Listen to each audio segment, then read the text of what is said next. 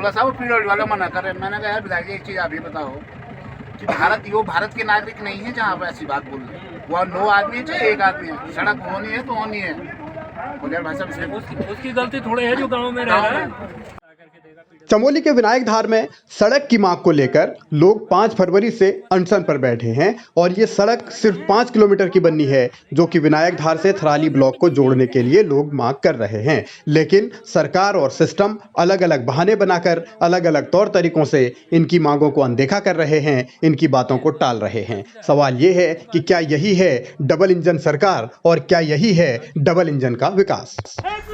मुर्दाबाद मुर्दाबाद मुर्दाबाद मुर्दाबाद मुर्दाबाद मुर्दाबाद।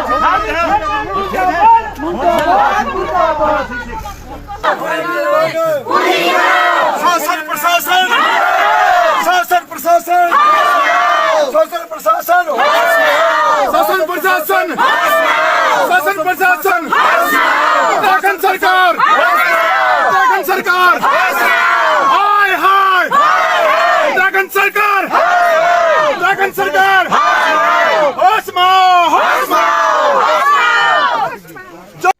धामी सरकार यूसीसी लाकर ढोल बजा रही है, पीठ थपथपा रही है, नाच रही है, गा रही है और वो यूसीसी लोगों को कितना फायदा पहुंचा रहा है वो यहाँ तो कम से कम दिख नहीं रहा। लोगों को अनशन करना पड़ रहा है सिर्फ और सिर्फ सड़क की मांग को लेकर। अब इनकी मांग सरकार के कानों तक, सरकार जो ढोल अलग अलग विकास के दावों का बजा रही है उस तक कब तक पहुँच पाएगी, ये बड़ा सवाल है। देखिए, यहाँ विनायक धार में 5 फरवरी से लोग लगातार अनशनरत हैं और ये विडंबना है कि सन 1972 से अब तक इस सड़क को जोड़े जाने की मांग लोग करते रहे हैं, लेकिन बहुत ऐसे बहाने बना करके सड़क अटकाई जा रही है जिसका कोई आधार नहीं है। बीच में जंगल है ऐसा कहा जा रहा है। हमने राष्ट्रीय राजमार्ग पर देखा कि सड़क चौड़ा करने के नाम पर लाखों पेड़ काट दिए गए, किसी को कोई आपत्ति नहीं हुई। लेकिन जब गाँव के लोगों की सुविधा की बात आती है तब इस तरह के बहाने बनाए जाते हैं। तो ये निंदनीय बात है और हम तो ये भी कहना चाहते हैं कि अभी 2 दिन पहले 3 दिन पहले मुख्यमंत्री जी जिले में आए थे और जिले में एक प्रायोजित भीड़, सरकारी खर्चे पर लाई गई भीड़ के जरिए उन्होंने ये दिखाने की कोशिश की कि बड़ा उल्लास उत्सव का माहौल है, जबकि जिले के एक छोर पर लोग यहाँ बैठे हुए हैं। इसी तरह से पोखरी में भी लोग सड़क को लेकर के आंदोलन कर रहे हैं और जिस जिले में लोग सड़क को लेकर के ऐसे जंगल में बैठे हुए हों उस जिले में मुख्यमंत्री आते हैं, फूल बरसाते हैं और चले जाते हैं। तो ये निंदनीय बात है।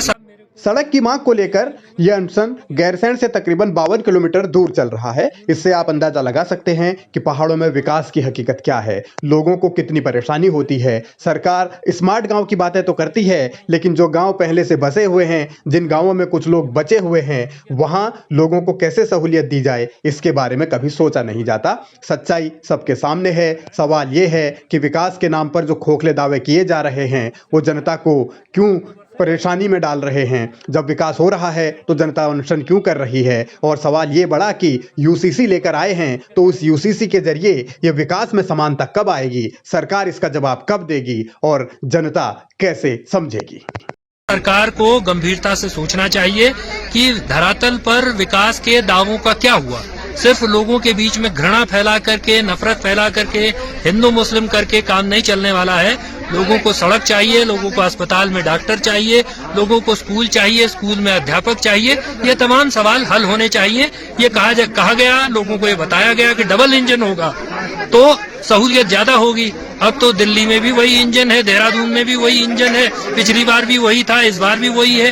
तो तब ये इस तरह के छोटे मोटे बहानों से बात नहीं बनने वाली है। सरकार को लोगों की मांग को गंभीरता से लेना चाहिए।